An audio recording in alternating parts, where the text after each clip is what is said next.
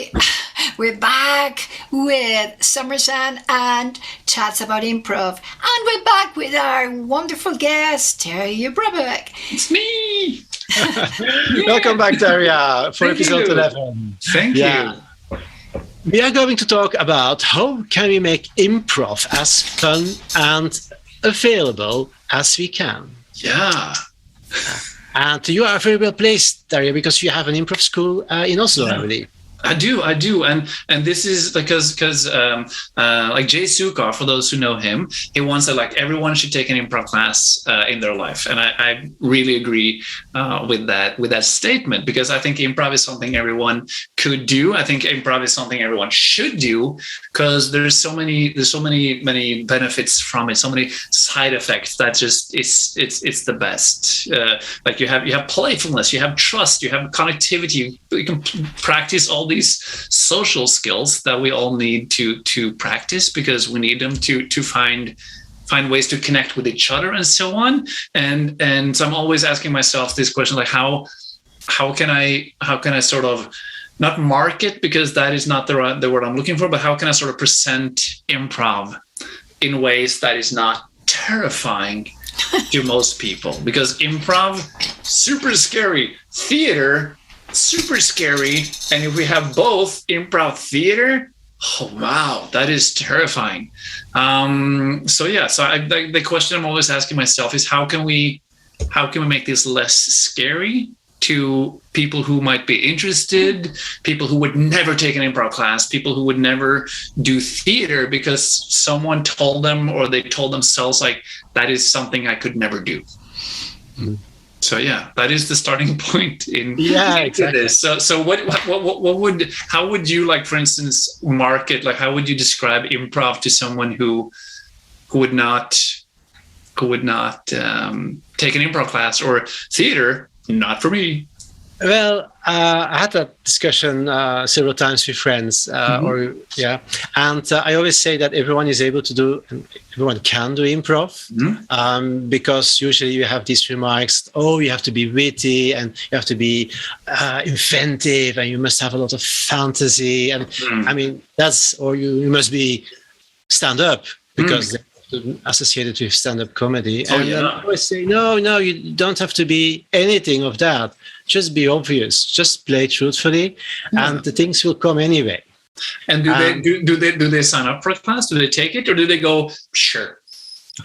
Usually they do. Sure.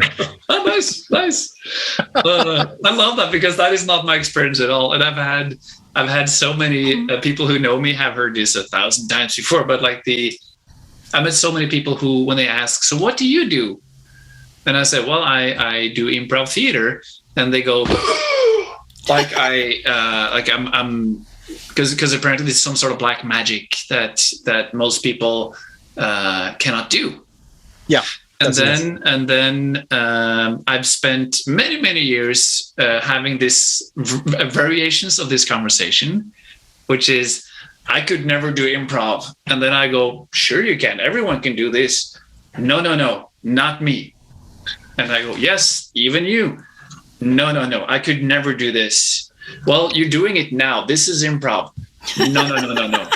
And so on and so on and so on. And I'm to me, it feels like we're sort of doing in that process. We're not the best improv partner, if that makes sense, because what we're trying to do, we're just trying to prove people wrong. Which is, if that was a scene and someone goes, this is a bakery, you would never go, no, it's not. This is a shoe store. You would never do that. But in those conversations, we try to prove them wrong. Mm-hmm. So I don't have the answer to this, but I hope someone has. Like, how can we start proving these people right? Okay, you cannot do improv. Cool, you cannot do theater. Awesome. What kind of language can we use? What kind of images can we use to sort of trick these people into taking their first improv class? It's often the case that people should be internally motivated a bit before they step into an improv school. Oh, for sure. Yeah. Definitely. And that motivation could be a lot of things. Mm-hmm. like for me, for example, I wanted to do a little bit acting. And because I was an extra in movies and I wanted to do a little bit of acting more, a little bit more experience. So I signed up for a theater school and I went there, and I was not aware it was improv. And the first lesson, the teacher said, we are going to work without scripts. And then, oh, okay, strange. It's improv. Oh, what's improv? I was not aware. So everyone needs a little bit of motivation, I guess. I think perhaps one good thing is to start as early as possible with improv, like in the school. Oh yeah, I love that. Yeah, which apparently they do in Canada. Like they have theater sports in high schools.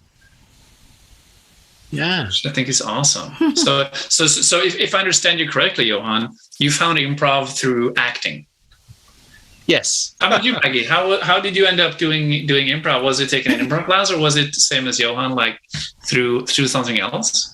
It was by coincidence as well, because I'm a musician and I have a band. So I was trying to find ways of being a little bit more mobile on stage, because I am the front person in my band. So I wanted to have these tools to be able to be more less shy, for example, with the audience. And so I saw these lessons in London. That's where I'm based. It was improvisation, and there was also something that, because as a musician, when I was little and I had to learn the scores and play read the score, I usually cheated. I usually thought, oh, I already know the score, I'm just going to play it by ear. And I love to be improvising with music. So when I saw the word improvisation, I thought, maybe that's what I don't really want to learn text, for a long. I just don't have the memory. It feels like that is like improv's biggest challenge. Like it's such a multi-tool. Like you could use it for acting, or you could use it to be on stage, or you could use it to when you buy flowers. I don't know, whatever social interaction you have during a day. And I think that is also like the biggest challenge, at least for me. Like how can I what kind of label or description or whatever can I put on this so people will go, I can do that. Or I want to do that. In most cases, the fun will be there. And definitely it's up to us to sort of like, how can we as good improv partners, how can we take our idea and present it in a way that makes sense to our partners, in this case, people who may or may not sign up for an improv class. And also like there's so many overlaps. Like I'm teaching workshops for stand-up comedians, which is all about stage presentation and using your body, your voice, the room, everything like that. And these people are putting so much pressure on themselves, because everything they have learned from taking their stand-up class is write a joke that has a premise and a setup and a punchline, and that's it. And yes, that will take care of them on stage, but you have more talents than that. And if you just show them ways to make that joke or text or whatever shine through body language or eye contact or pauses and stuff like that, it's a whole different game. And then people realize, I don't have to be the funniest person alive. I just have to believe in my own jokes, believe in or just have some character trait or whatever. I'm going off tangent here, but like that is just to me like one clear point of overlapping. But also I know a lot of stand-up comedians would never take an improv class because their thing is stand-up. What's your favorite thing about improv? What is my favorite thing about improv? Many things. And depending on when you ask me, but today, my favorite thing about improv is, and this is very meta, but every improv exercise, every improv scene that I do offers a big mirror for me to see myself in. And sometimes I like what I see and I go, that's awesome. And sometimes I go, that's terrible. But it gives me a perspective that I haven't found in anything else on how I sort of how can I be a better me, which is very big. And also it's a mirror. If you tilt it, it's also, you can see other people's reflections into this, because as with a mirror, it's kind of hard to see what's on your back, or like, it's like no one has seen the back of their head unless it's a mirror. And then you can look at other people, and then you can, instead of looking at them with a judging look, you can go like, oh, you do it like that. Maybe I do it the same, or I do it differently. But it's such a great learning tool. So yeah. Also play. How about you, Maggie? What is your favorite thing about improv? Well, a lot of things, but I like narrative. I like stories. Yeah. Nice. So like building them, or just discovering them, exploring them? Yeah, building them and playing them, and yeah. Yeah. Nice. How about you, Johan? Well, exactly the same thing. And that's the reason, I guess, we're a duo.